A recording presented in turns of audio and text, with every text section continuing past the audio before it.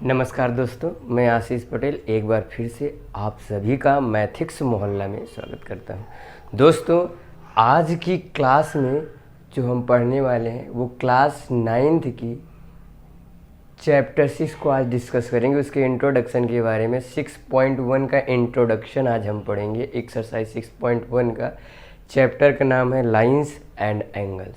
तो इस चैप्टर को आज बहुत ही बढ़िया तरीके से हम डिस्कस करेंगे। अगर आप चैनल पे पहले आए हो, नए हो, तो आप वीडियो को जो है आप चैनल को सब्सक्राइब कर दीजिएगा। वीडियो पसंद आए वीडियो को लाइक कर दीजिएगा और फ्रेंड के साथ भी शेयर कर दीजिएगा। दोस्तों, स्टार्ट करते हैं क्लास को बिना देर किए। तो सबसे पहले इस चैप्टर में हम डिस्कस करेंगे, लाइन के पहले हम डिस्कस करेंगे पॉइंट के बारे में कि आखिर पॉइंट है क्या चीज़। सबसे पहले डिस्कस होगा पॉइंट। पॉइंट को हिंदी में कहते हैं बिंदु। बिंदु नहीं, बिंदु नहीं तो किसी आप बिंदु सोच ले तो बिंदु है, ठीक है। तो बिंदु, इसकी क्या डिफिनीशन होती है पॉइंट की? No length. पॉइंट में ना तो लेंथ होता है और ना ही ब्रीथ होता है और ना ही इसमें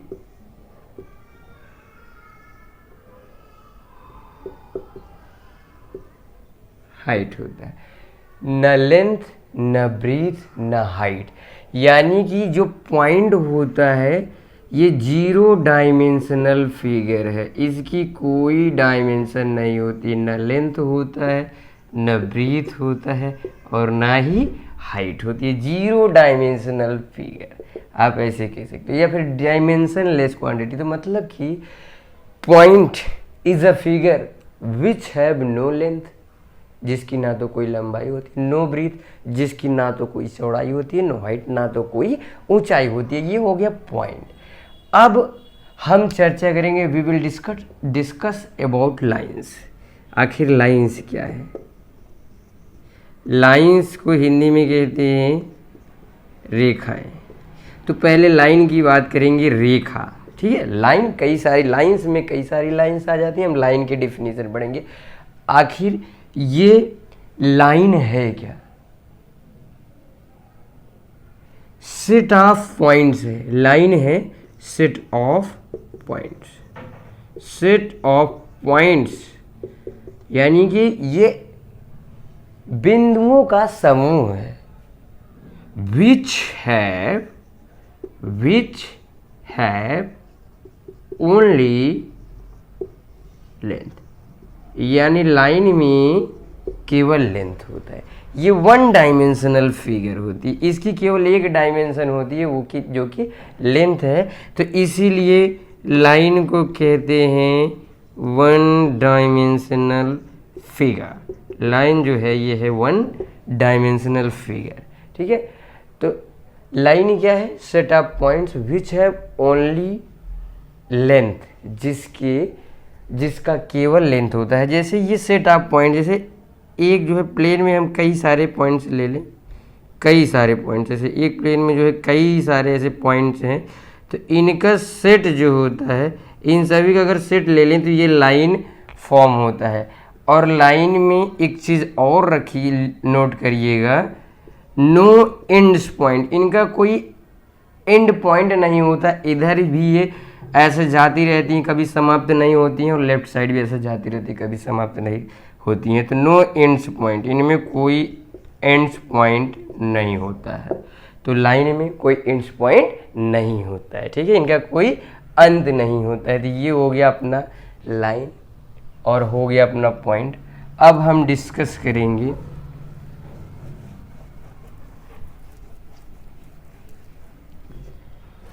लाइन सेगमेंट पे। लाइन सेगमेंट,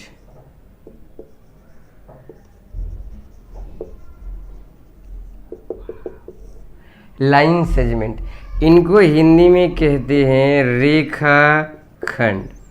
अब ये लाइन सेगमेंट क्या है? आप जानते हैं ये तो लाइन थी, ये थी लाइन जिसका कोई एंड पॉइंट नहीं होता। इधर भी इनफाइनाइटली चली जाती है, इधर भी। तो अब हम इस पे करेंगे अत्याचार, यानी कि इसका एक छोटा सा पार्ट काट के अगर हम निकाल लें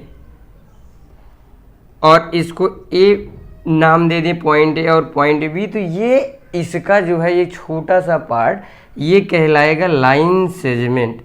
लाइन सेगमेंट, और इसे कहते हैं हिंदी में, यही है रेखाखंड। इसके जो लाइन सेगमेंट होते हैं इसके 2 इंच पॉइंट होते हैं, 2 इंच पॉइंट होते हैं, दोनों तरफ ये खत्म हो जाता है, इधर भी समाप्त हो जाता है, इधर भी देखो, इधर भी इन पॉइंट दिख रहा है बच्चा, इधर भी इन पॉइंट दिख रहा है। तो फिर जो लाइन सेगमेंट होता है उसके 2 इंच पॉइंट, लाइन का कोई इंड पॉइंट होता ही नहीं है और लाइन सेगमेंट के 2 इंच पॉइंट होते हैं। स्टार्टिंग भी फिक्स रहता है और इनका एंड पॉइंट भी फिक्स रहता है। और ये भी कह सकते हो लाइन सेगमेंट की इसकी लेंथ जो होती है वो फाइनाइट लेंथ होती है, इसकी जो है लेंथ फाइनाइट होती है, यानी फाइनाइट लेंथ का ये होता है। और जो लाइंस होती थी वो इनफाइनाइट लेंथ की होती है, उनमें कोई इंच पॉइंट नहीं होता था, इनमें 2 इंच पॉइंट, मतलब स्टार्टिंग पॉइंट से भी फिक्स होता है और एंडिंग पॉइंट भी फिक्स होता है। ये लाइन सेगमेंट की कहानी थी। चलिए अब लाइन सेगमेंट हम पढ़ लिए, अब बात करते हैं रे पे, चर्चा करेंगे अब रे पे। एक्चुअली में रे है क्या चीज़, ठीक है। तो अब रे पे चर्चा करेंगे। ये है अपना रे, हिंदी में बोलते हैं किरण, किरण, ठीक है, किरण है। आखिर रे है क्या चीज़, तो इसका जो है स्टार्टिंग पॉइंट तो फिक्स होता है लेकिन इसका एंड्स पॉइंट फिक्स नहीं होता, वो इनफाइनाइटली जाती रहती है। मतलब कि इसका जो स्टार्टिंग पॉइंट है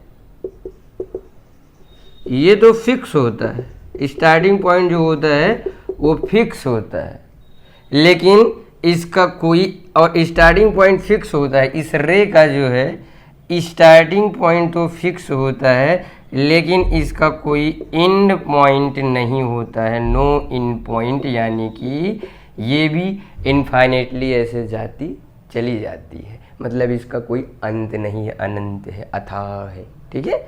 तो मतलब कि ये कभी समाप्त नहीं होती है। एक साइड में स्टार्टिंग पॉइंट तो फिक्स होता है, लाइन उसका ना स्टार्टिंग पॉइंट फिक्स होगा ना एंड पॉइंट फिक्स होगा, ठीक है। और जो लाइन सेगमेंट है उसकी फाइनाइट लेंथ होती है, स्टार्टिंग और एंड दोनों पॉइंट फिक्स होते हैं। और जो रे होती है इसकी स्टार्टिंग पॉइंट तो फिक्स होती है लेकिन एंड पॉइंट फिक्स नहीं होती है। तो ये था लाइन, हमने पढ़ा, लाइन सेगमेंट पढ़ा और रे पढ़ा, ठीक है। चलिए अब चर्चा करते, दोस्तों हम चर्चा करेंगे एंगल्स पे कि एंगल्स एक्चुअल में है क्या। एंगल तो ये होता है 2 किरणों के बीच का झुकाव, यानी कि इंक्लिनेशन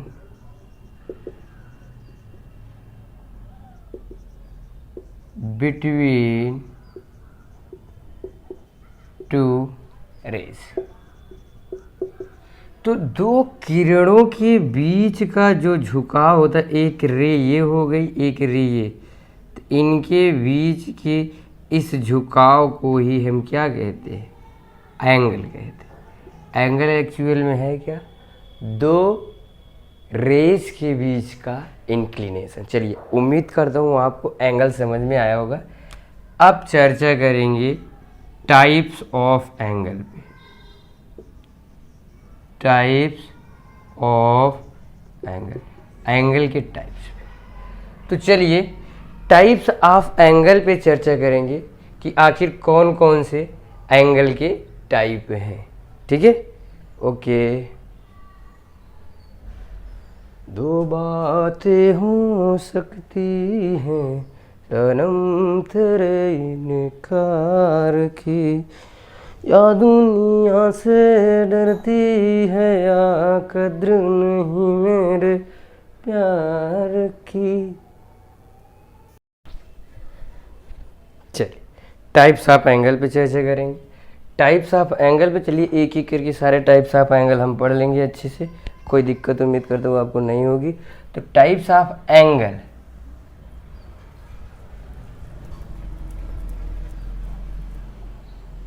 अब चर्चा करेंगे टाइप्स ऑफ एंगल। तो सबसे पहले आता है एक्यूट एंगल। एक्यूट एंगल को हिंदी में बोलते हैं न्यून कोण। न्यून कोण कहते हैं। ये कुछ इस तरीके से बनता है, ऐसे। इसमें जो थीटा होता है ये 0 डिग्री से तो बड़ा और 90 डिग्री से छोटा होता है। वे angle is lying between 0 degree and 90 degree, then angle will be acute angle. मतलब एक्यूट एंगल वो एंगल होता है जो 0 और 90 डिग्री के बीच में होता है। इसे न्यून कोण कहते हैं हिंदी में, एक्यूट। नून कोण नहीं, न्यून कोण, ठीक है। तो ये 0 से 90 के बीच में होता है। ये पहला हो गया एक्यूट एंगल हो गया। चलिए दूसरा जो एंगल अपना होता है right angle. Right angle, right angle को हिंदी में बोलते हैं समकोण। और ये क्या होता है, एग्जैक्ट 90 डिग्री। इसमें थीटा कितना होता है, एग्जैक्ट 90 डिग्री। तो समकोण में थीटा एग्जैक्ट 90 डिग्री का होता है। तो मतलब अगर कोई एंगल एग्जैक्ट 90 डिग्री का होगा तो वो हो जाएगा राइट एंगल। राइट एंगल का मतलब if an angle is equal to 90 degree then angle is called right angle. चलिए थर्ड की बात करते हैं। जो तीसरा अपना हो गया राइट एंगल हो गया, तो फिर अब आएगा obtuse angle. OBTUSE, obtuse angle. ये ऑब्ट्यूज एंगल एक्चुअल में है क्या? ऑब्ट्यूज एंगल वो angle if an angle is greater then 90 degree but less than 180 degree. If an angle is lying between 90 degree and 180 degree then angle will be obtuse angle। मतलब कि इसमें जो angle होता है अपना प्यारा सा, ये जो बहुत सा एंगल दिख रहा है, ये जो एंगल होता है थीटा, ये थीटा ग्रेटर देन 90 तो होता है, बस लेस देन 180 डिग्री होता है। इसे कहते हैं ऑब्ट्यूज एंगल और हिंदी में इसे बोलते हैं अधिक कोण। यानी जो 0 से बड़ा होता है और 90 से छोटा होता है। चलिए चर्चा करते हैं नेक्स्ट स्ट्रेट एंगल पे।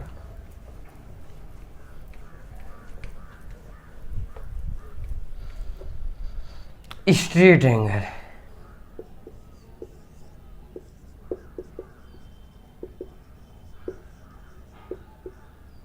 छोटे में लिख दूं, चलो एंगल का ही बड़े में ही लिख देता हूँ। स्ट्रेट एंगल को हिंदी में कहते हैं रिज कोण। अब रिज कोण क्या है भाई, है? तो रिज यानी स्ट्रेट, एक लाइन पे किसी भी पॉइंट पे अगर सीधी लाइन ऐसे ड्रा रहे तो जो एंगल अगर थीटा, कुल मिला के अगर थीटा की वैल्यू एग्जैक्टली 180 के इक्वल होगा तो इसे हम स्ट्रेट एंगल करेंगे। स्ट्रेट एंगल में थीटा एग्जैक्टली किसके इक्वल होता है, 180 डिग्री के। If an angle is equal to 180 degree then angle is called straight angle. चलिए स्ट्रेट एंगल हो गया। अब नेक्स्ट बात करते हैं हम reflex angle, REFLEX, reflex angle. आखिर रिफ्लेक्स एंगल है क्या चीज़? रिफ्लेक्स एंगल को हिंदी में कहते हैं प्रतिवर्ती कोण। और प्रतिवर्ती जो कोण होता है, ये जो होता है भैया, ये तो 180 से ज़्यादा होता है और 360 से कम। इसमें theta is greater than 180 degree and less than 360 degree.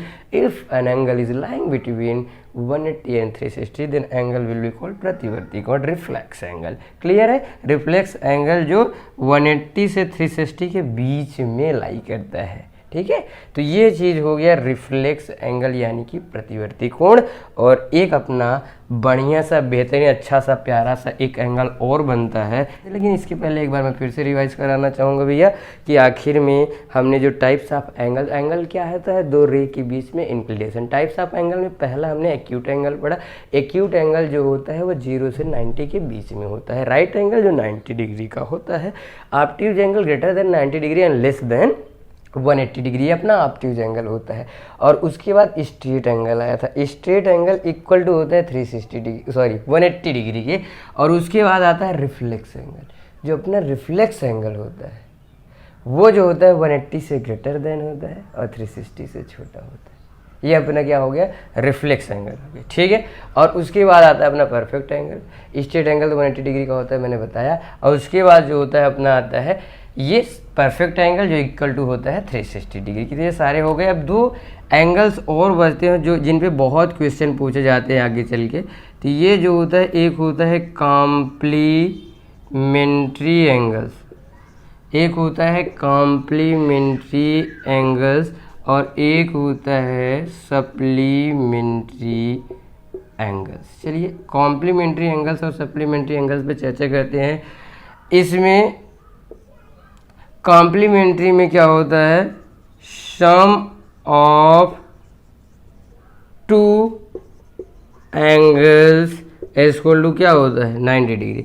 तो जो कॉम्प्लीमेंट्री एंगल्स होते हैं उनके सम ऑफ एंगल्स, ऐसे करिए कि जो कॉम्प्लीमेंट्री एंगल्स होते हैं उनका सम क्या होता है, सॉरी SUM सम, कॉम्प्लीमेंट्री एंगल्स का सम जो होता है वो 90 डिग्री के इक्वल होता है।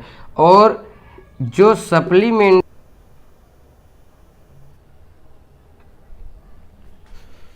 अब चर्चा करते हैं सप्लीमेंट्री और कॉम्प्लीमेंट्री एंगल्स पे। चलिए पहले कॉम्प्लीमेंट्री लिखते हैं फिर सप्लीमेंट्री एंगल्स लिखेंगे। पहले कॉम्प्लीमेंट्री एंगल्स पढ़ लेते हैं फिर supplementary. Complementary angles, complementary angles, if the sum of two angles is equal to 90 degree, then angles are called complementary angles। तो complementary angles के लिए एंगल्स का सम क्या होना चाहिए 90 डिग्री। अगर किन्हीं भी दो एंगल्स का सम जो है 90 डिग्री आ रहा है तो वो कॉम्प्लीमेंट्री एंगल्स होते हैं और दूसरा एक सप्लीमेंट्री एंगल्स होता है। भैया जो सप्लीमेंट्री एंगल्स होता है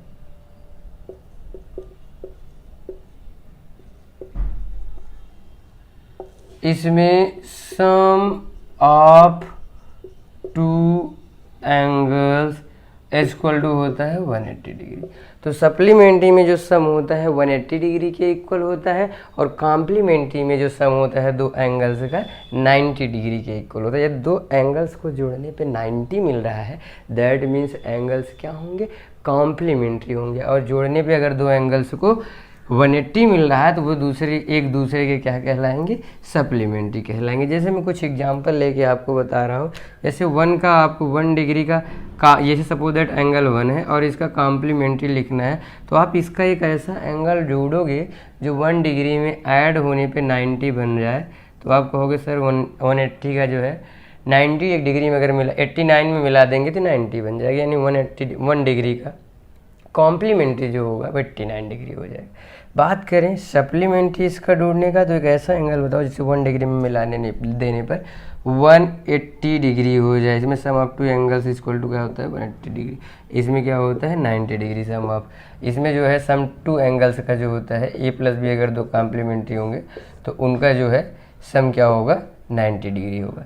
तो 1 का जो है कॉम्प्लीमेंट्री 189 हो गया, सप्लीमेंट्री क्या हो जाएगा 179। अगर 1 में मिला देंगे तो हो जाएगा 180। तो इसका कॉम्प्लीमेंट्री तो 89 लेकिन सप्लीमेंट्री 179 हो जाएगा। चलिए 10 डिग्री की बात करते हैं। 10 डिग्री में क्या मिला लेंगे तो 90 बन जाएगा, तो 80 डिग्री, तो इसका 80 डिग्री कॉम्प्लीमेंट्री होगा। 10 डिग्री में क्या मिला देंगे सप्लीमेंट्री डिग्री बन जाएगा, तो आप कहेंगे सर सॉरी 170 मिला देंगे तो 80 बन जाएगा 180, तो इसका जो है सप्लीमेंट्री क्या हो जाएगा 170 हो जाएगा। ठीक, अगर मैं 45 डिग्री यहाँ पे ले रहा हूँ तो 45 में क्या बन जाते हैं कि 90 बन जाता है। आप कहेंगे सर 45 डिग्री अगर 45 में मिला देंगे तो 90 डिग्री बन जाएगा, तो इसका कॉम्प्लीमेंट्री तो हो जाएगा 45 डिग्री। फिर 45 डिग्री में क्या मिला लेंगे 180 हो जाएगा, तो आप कहेंगे सर जी 135 डिग्री मिला लेंगे तो 180 हो जाएगा। तो 45 डिग्री का जो है सप्लीमेंट्री क्या हो जाएगा 135 डिग्री। सप्लीमेंट्री में वो एंगल ढूंढना होता है जिसको जो दिया गया एंगल होता है उसमें मिलाने पर 180 बन जाए, और कॉम्प्लीमेंट्री में वो एंगल ढूंढना होता है कि जो पहले दिए गए एंगल के साथ मिलके कितना बनाना है 90 डिग्री बना ले। तो ये कॉम्प्लीमेंट्री और सप्लीमेंट्री हो गया। अब मान लीजिए यहाँ पे थीटा दिए, थीटा में क्या मिला देंगे 90 हो जाए, तो आप कहेंगे सर थीटा में 90 माइनस थीटा मिला देंगे, दोनों मिलके 180 हो जाएंगे, तो एक दूसरे कॉम्प्लीमेंट्री कहलाएंगे। और थीटा में 180 माइनस थीटा अगर मिला देंगे, दोनों मिलके जो है 180 बना लेंगे, तो थीटा का सप्लीमेंट्री क्या हो जाएगा 180 माइनस थीटा। आप मिला के देख लो ना, थीटा में 180 माइनस थीटा जोड़ोगे, थीटा थीटा कट जाएगा, 180 आ जाएगा, दैट मीन्स जो है ये और ये सप्लीमेंट्री। उसी तरीके से 90 माइनस थीटा जोड़ोगे, थीटा थीटा से कट जाएगा, 90 आ जाएगा, तो ये कॉम्प्लीमेंट्री एंगल हो जाएंगे। और एक चीज़ देखो, कॉम्प्लीमेंट्री और सप्लीमेंट्री का डिफरेंस जो होता है हमेशा 90 डिग्री आएगा। घटा के देख लो 179 89 डिग्री, यहाँ पे डिफरेंस देखोगे तो ये भी क्या आ जाएगा, हमेशा ये जो है 90 डिग्री ही डिफरेंस आता है। यहाँ पे भी डिफरेंस देखोगे कितना आ जाएगा भैया 90 डिग्री। तो जो भी कॉम्प्लीमेंट्री और सप्लीमेंट्री का डिफरेंस होता है वो हमेशा इक्वल टू 90 डिग्री के आता है। आपको चेक करना है तो भाई सप्लीमेंट्री में से माइनस कर दो, कॉम्प्लीमेंट्री यहाँ चेक करना है, यहाँ पे सप्लीमेंट्री थीटा का जो है 180 minus theta, complementary 90 minus theta है, तो बड़े वाले में छोटा वाला घटा तो देखते हैं क्या होता है। ये माइनस 90 हो जाएगा, माइनस माइनस प्लस थीटा हो जाएगा, थीटा थीटा कट जाएगा, 180 में से 90 जाएगा, 90 आ जाएगा। तो कहीं भी आप घटा के चेक कर सकते हो, सप्लीमेंट्री और कॉम्प्लीमेंट्री एंगल का डिफरेंस जो होता है ऑलवेज कितने के इक्वल रहता है 90 डिग्री के इक्वल होता है। चलिए ठीक है, ये बात आपको कॉम्प्लीमेंट्री सप्लीमेंट्री उम्मीद करता हूँ अच्छे से समझ में आया होगा। कॉम्प्लीमेंट्री एंगल जो अगर दो एंगल्स का सम जो होता है 90 डिग्री के इक्वल होता है तो वो कॉम्प्लीमेंट्री एंगल्स कहलाते हैं। सप्लीमेंट्री में अगर दो एंगल्स का सम जो होता है 180 डिग्री के इक्वल आता है तो वो एक दूसरे के सप्लीमेंट्री कहलाएंगे। तो सप्लीमेंट्री भी अच्छे समझ में आ गया, कॉम्प्लीमेंट्री भी अच्छे समझ में आ गया। अब बात करेंगे हम कि वर्टिकली अपोजिट एंगल्स किन्हें कहते हैं। पहले पैरेलल लाइन पे चर्चा कर लेते हैं कि क्या होती हैं parallel lines. Parallel lines PARALLEL parallel lines, ठीक है। पैरेलल लाइंस क्या होती हैं, जैसे दो लाइंस में बना दूं, ऐसे लिखिए, एक लाइन का नाम दे देता हूँ L और दूसरे लाइन का नाम दे देता हूँ M। अब L और M पैरेलल लाइंस कब कहलाएंगी, अगर इनके बीच का ये जो परपेंडिकुलर डिस्टेंस है हर जगह सेम हो, बीच का परपेंडिकुलर डिस्टेंस सेम हो। If the perpendicular distance between two lines is always same, यानी हमेशा सेम है, is same remains same, same रहता है, ऐसे लिख सकते हैं। If the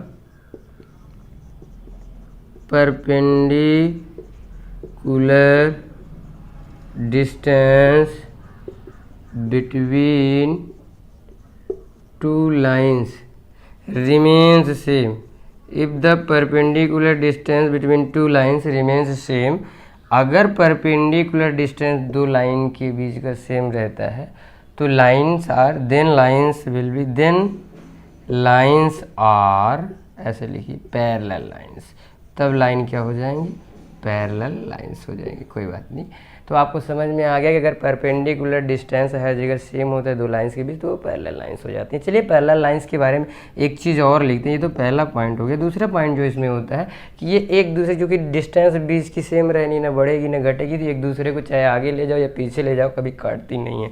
तो आप ये कह सकते हो कि दे डू नॉट, काटने का मतलब इंटरसेक्ट नहीं करती, इंटरसेक्ट ईच अदर, ये कभी एक दूसरे को इंटरसेक्ट नहीं काटती नहीं है। और आपको पता है कि जब दो लाइंस जब तक एक दूसरे को काटेंगी नहीं, अगर ये काटती तो यहाँ पे जहाँ काटती एक ऐसा पॉइंट मिलता है जो पहली वाली लाइन और दूसरे वाली लाइन दोनों पे होता है, यानी तब ये पॉइंट दोनों में कॉमन हो जाता है, यानी जब काटती तो इनका एक कॉमन पॉइंट मिलता है। लेकिन अब ये तो कभी काटेंगे नहीं, बीच की डिस्टेंस हर जगह सेम रहेगी, तो इसका मतलब काटेंगे नहीं, इनका मतलब कि इनमें जो है कॉमन पॉइंट नहीं होता है। तो they do not have common point, इनमें कोई कॉमन पॉइंट नहीं होता है। तो इनमें कोई भी कॉमन पॉइंट नहीं होता है, किनमें पैरेलल लाइंस में। चलिए ये पैरेलल लाइंस हो गई। पैरेलल लाइंस के बाद हम बढ़ाएंगे आपको परपेंडिकुलर लाइंस।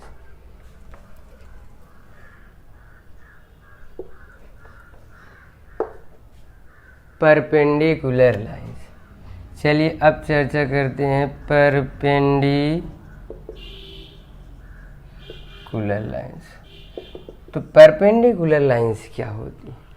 परपेंडिकुलर कि मतलब अगर दो लाइंस एक दूसरे को 90 डिग्री पर काटती हैं, जैसे एक लाइन ये यल हो गया, एक लाइन यम हो गया, अगर इनके बीच में 90 डिग्री का एंगल बने, मतलब कि if two lines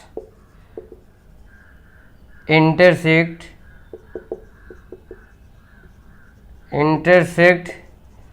each other at 90 degree. अगर दो लाइंस एक दूसरे को 90 डिग्री पे इंटरसेक्ट करती हैं यानी काटती हैं, तो दैट मीन्स ये कैसी हो जाएंगी? Perpendicular line. परपेंडिकुलर लाइन जो होती हैं एक दूसरे को 90 डिग्री पर काटती हैं। तो इफ़ टू लाइंस, इसको अच्छा लिखा कैसे जाता है? जैसे यल पर ये यम है तो यम परपेंडिकुलर यल, अगर पैरेलल होती थी, जब ऐसे दो लाइंस होती थी, ये यम हो गई और ये यल हो गई, या फिर इसको यल लिख दे रहा हूँ, इसको यम। अगर ये पैरेलल हैं, बीच की डिस्टेंस हर जगह सेम है, तो यल पैरेलल यम। पैरेलल वाले को ऐसे दिखाते थे, ये पैरेलल का सिंबल होता है भैया, और ये जो होता है ये किसका सिंबल होता है? परपेंडिकुलर का सिंबल होता है। ठीक है, तो परपेंडिकुलर लाइंस एक दूसरे को 90 डिग्री पे कट करती हैं। चलिए ये परपेंडिकुलर लाइंस हो गया। अब हम बात करते हैं कि क्या होता है वर्टिकली अपोजिट एंगल। चलिए अब बात करते हैं वर्टिकली अपोजिट एंगल्स पे। Opposite angle, vertically opposite angle, जब दो लाइंस एक दूसरे को ऐसे, मान लीजिए दो लाइंस एक दूसरे को ऐसे कट कर रही हैं दो लाइन, जब एक दूसरे को दो लाइन कट करती हैं, देखिए गंदी नज़रों से 4 एंगल्स बनते हैं। इस एंगल को अगर मैं 1 कह दूं, इसको 2 कह दूं, इसको 3 कह दूं, इसको 4 कह दूं, तो जो इसमें 1 and 3 होगा, 1 and 3 ये क्या होंगे? Vertically opposite. और जो ये 2 and 4 होंगे, यही 1 and 3 and 2 and 4 यही क्या है? ये वर्टिकली अपोजिट एंगल्स हैं, वर्टिकली अपोजिट एंगल्स। ठीक है, और एक चीज़ याद रखिएगा, 1 and 3 vertically opposite, 2 and 4 vertically opposite होगा। 2 के वर्टिकली अपोजिट क्या है? 4 है। 1 के वर्टिकली अपोजिट क्या है? 3 है। और वर्टिकली अपोजिट नोट जो ये होता है भैया कि वर्टिकली अपोजिट जो एंगल्स होते हैं, vertically opposite angles are equal, मतलब कि वर्टिकली अपोजिट एंगल्स क्या होते हैं? इक्वल होते हैं एक दूसरे के। दैट मीन्स जो 1 and 3 होगा ये इक्वल होगा, और जो 2 and 4 होगा ये इक्वल। तो वर्टिकली अपोजिट एंगल्स जो होते हैं ये एक दूसरे के भैया इक्वल होते हैं। ये वर्टिकली अपोजिट एंगल्स की बात आ गई। अब बात करते हैं, दो एंगल्स अपने और छूट जाते हैं, corresponding angles and alternate angle. तो चलिए सबसे पहले जो चर्चा करते हैं करेस्पॉन्डिंग एंगल्स के बारे में। करेस्पॉन्डिंग एंगल्स, अब करेस्पॉन्डिंग एंगल्स एंड इसी में समझ लेते हैं कि अल्टरनेट एंगल्स। तो क्या होते हैं करेस्पॉन्डिंग एंगल्स, क्या होते हैं अल्टरनेट एंगल्स? मान लीजिए कि दो पैरेलल लाइंस है, एक का नाम मैं यल लिख देता हूँ, एक का नाम मैं यम लिख देता हूँ। अगर इनको कोई तिर्यक रेखा काटती है, ये पैरेलल लाइन, तिर्यक का मतलब ट्रांसवर्सल लाइन होता है भैया, ट्रांसवर्सल लाइंस, ये ट्रांसवर्सल लाइन है, ये हैं पैरेलल लाइंस।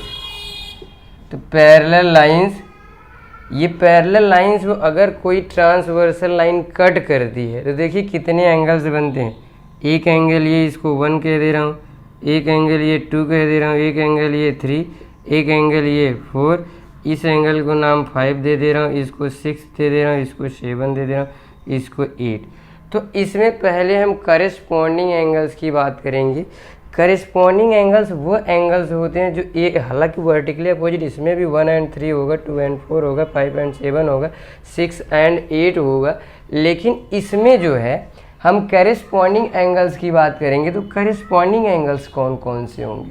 करेस्पॉन्डिंग एंगल्स जो दिखते एक जैसे हैं, एंगल्स जो एक जैसे दिखते हैं वो क्या होते हैं जी? Corresponding angles. ऐसे एंगल जो सेम, जैसे 1 और 5 देखिए आप गंदी नज़रों से एक जैसे दिख रहे हैं, इसको उठा के इस पे रखोगे 5 पे तो आगे पूरा इसको कवर कर लेगा। तो 1 and 5 जो होंगे वो करेस्पॉन्डिंग एंगल्स कहलाएंगे। और 4 और 8 देखो एक जैसे दिख रहे हैं, तो ये 4 और 8 जो है करेस्पॉन्डिंग एंगल्स होंगे। सेम उसी तरीके से 2 and 6 सेम पोजीशन पे, मतलब कि इसको 2 को उठा के रखोगे 6 पे कवर कर लेगा। 2 and 6 जो है सेम एंगल, सेम जैसे दिख रहे हैं, तो ये क्या हो जाएंगे? Corresponding angles. और 2 and 6 और 3 and 7 भी एक जैसे दिख रहे हैं, तो ये भी करेस्पॉन्डिंग एंगल्स हो जाएंगे। तो चलिए कौन कौन से करेस्पॉन्डिंग एंगल्स हैं मैं उसको लिख देता हूँ आपको। करेस्पॉन्डिंग एंगल्स, चलिए करेस्पॉन्डिंग एंगल्स में 1 and 5 ये जो होंगे 1 and, और हाँ करेस्पॉन्डिंग एंगल्स आपस में इक्वल भी होते हैं, ये साथ में ही लिख दे रहा हूँ। 1 and 5 करेस्पॉन्डिंग होंगे और इक्वल भी होंगे, और 4 and 8 भी करेस्पॉन्डिंग होंगे, इक्वल होंगे। सेम उसी तरीके से 2 and 6 भी करेस्पॉन्डिंग होंगे, इक्वल होंगे, और 3 and 7 भी करेस्पॉन्डिंग होंगे और इक्वल होंगे। तो करेस्पॉन्डिंग एंगल्स भी एक दूसरे के क्या होते हैं? इक्वल होते हैं। जो सेम सिमिलर दिखते हैं वही करेस्पॉन्डिंग एंगल्स होते हैं, जो एक जैसे दिख रहे हैं वही करेस्पॉन्डिंग एंगल्स हैं। तो 2 and 6, 3 and 7, 1 and 5, 4 and 8 ये करेस्पॉन्डिंग एंगल्स हो गए। चलिए करेस्पॉन्डिंग एंगल्स को खत्म करते हैं, अब अल्टरनेट एंगल्स पे पढ़ लेते हैं, समझ लेते हैं कि अल्टरनेट एंगल्स क्या है। तो अल्टरनेट एंगल्स की बात मैं करूँ, अल्टरनेट एंगल्स भी आपस में इक्वल होते हैं, ये बात आप समझिएगा। जैसे मान लीजिए ये एल लाइन या एम है, तो पहली बात तो अल्टरनेट या करेस्पॉन्डिंग कंडीशन तब आ गई जब ये क्या होनी चाहिए कि पैरेलल लाइन्स होनी चाहिए। बिना पैरेलल लाइन्स हुए इनको अल्टरनेट एंगल्स की कैटेगरी में नहीं लिख सकते हैं। तो ठीक है, अल्टरनेट या फिर करेस्पॉन्डिंग एंगल्स की कैटेगरी में तब नहीं लेंगे, तब ये बनेंगे ही नहीं। तो ये यहाँ पे देखते हैं, ये एंगल जो होगा, ये इसको 1 नाम दे देता हूँ, इसको 2, इसको 3, इसको 4 नाम दे देता हूँ, और इस एंगल को देखिए 5 नाम दे देता हूँ, इसको 6, इसको 7 और 8। आप देखिए जो रिश्ता यहाँ पे 1 4 का 6 से बनेगा, उसी रिश्ते का नाम अल्टरनेट होता है, अल्टरनेट एंगल। ये जो 4 और 6 हैं, ये रिश्ता क्या कहलाता है भैया? एंगल 4, जो अल्टरनेट एंगल्स की बात करेंगे, ये अल्टरनेट एंगल्स। अल्टरनेट एंगल्स जो हैं 4 और 6 हैं, 4 and 6, और यहाँ पे 3 and 5 ये अल्टरनेट एंगल्स हैं। यानी जब कोई ट्रांसवर्सल लाइन कट करती है तो इस लाइन के ऊपर वाले में जो इस साइड एंगल बनता है और नीचे वाले में इस साइड, मतलब अल्टरनेट इसी को कहते हैं। तो ये अल्टरनेट एंगल्स बनेंगे 3 and 5, 4 and 6। और एक चीज़ कि जो 4 होगा वो 6 के इक्वल होगा, क्योंकि अल्टरनेट एंगल्स एक दूसरे के इक्वल होते हैं, और 3 जो होगा 5 के इक्वल होगा, क्योंकि अल्टरनेट एंगल्स जो होते हैं एक दूसरे के इक्वल होते हैं। अल्टरनेट एंगल्स एंड करेस्पॉन्डिंग, यहाँ पे लिखिएगा पहला ये मेन पॉइंट जो है कि corresponding angles are equal to each other and alternate, साथ ही साथ alternate angles are equal to each other. तो जो करेस्पॉन्डिंग एंड अल्टरनेट एंगल्स जो होते हैं वो एक दूसरे के इक्वल होते हैं। अच्छा, उम्मीद करता हूँ आपको समझ में आया होगा। तो आप अब अल्टरनेट एंगल्स और करेस्पॉन्डिंग एंगल्स आसानी से लिख देंगे, ठीक है। तो जैसे कोई एंगल बनता है, यहाँ पे देखिए ऐसे मान लीजिए कि ये लाइन और ये लाइन एल और एम पैरेलल हो गई, और ऐसे कोई लिख दे रहा है, इसका नाम ये ए हो गया, ये बी हो गया, ये सी हो गया, ये वाला कोड डी हो गया एंगल, और ये वाला एंगल ई हो गया, ये वाला एफ हो गया, ये वाला जी हो गया, ये एच हो गया। तो आप देखिएगा इसमें अल्टरनेट एंगल्स कौन कौन से हो जाएंगे, डी और F. Angle D equal to angle F होगा। कैसे हैं, ये अल्टरनेट एंगल्स हैं, ठीक है, ये अल्टरनेट एंगल है। और उसके बाद यहाँ पे एंगल सी जो है और ई, एंगल सी बराबर एंगल ई जो होगा, ये भी क्या होगा भैया, अल्टरनेट एंगल्स। सेम अगर मैं ए की बात करूँ, ए इक्वल टू एंगल जो हो जाएगा, एक जैसा कौन दिख रहा है, ई, ए की सिमिलर जो दिख रहा है ई दिख रहा है, ठीक है। और डी के जैसा कौन दिख रहा है, एस, तो एंगल डी बराबर हो जाएगा एंगल एच। बी के जैसा कौन दिख रहा है, एफ, तो angle B equal to angle F हो जाएगा। सी के जैसा क्या दिख रहा है G, angle C equal to angle G. और ये सारे आपके क्या हैं, करेस्पॉन्डिंग एंगल्स हैं, करेस्पॉन्डिंग एंगल्स हैं। ये सारे क्या है भैया, करेस्पॉन्डिंग एंगल्स हो गए। तो ये करेस्पॉन्डिंग एंगल्स हो गए, ये अल्टरनेट एंगल्स हो गए। अल्टरनेट एंगल्स भी एक दूसरे के इक्वल होते हैं और करेस्पॉन्डिंग एंगल्स भी क्या होते हैं, एक दूसरे के इक्वल। ए का वर्टिकली अपोजिट सी होगा, बी का वर्टिकली अपोजिट डी होगा, ई का वर्टिकली अपोजिट जी, एफ का वर्टिकली अपोजिट एच होगा। तो अब आज एंगल्स के बारे में अच्छे से आपने समझा। पैरेलल लाइंस क्या होती हैं ये भी समझा, परपेंडिकुलर लाइंस क्या होती हैं ये भी समझा, वर्टिकली अपोजिट क्या होता है, सब कुछ आपने पढ़ा अच्छे से। अब आप एक्सरसाइज करने के लिए तैयार हैं। तो इतनी चीज़ें सारी, क्या एंगल्स होते हैं, कितने टाइप के एंगल्स होते हैं, सप्लीमेंट्री क्या, कॉम्प्लीमेंट्री क्या, सब आपको पता होना चाहिए, याद होना चाहिए। चलिए आज के लिए इतना ही। नेक्स्ट वीडियो में फिर मिलेंगे नए उत्साह उमंग के साथ। तब तक के लिए bye bye and take care. Video पसंद आए तो लाइक कर दीजिएगा, दोस्तों के साथ शेयर कर दीजिएगा, शर्माइएगा मत, शेयर करें, ठीक है, ठीक है ना, हाँ ठीक है, शेयर करेंगे, मुझे भरोसा है आप लोगों पे। और उसके बाद सब्सक्राइबर को बढ़वाइए, पकड़ पकड़ के लोग मोबाइल छीन छीन के सब्सक्राइब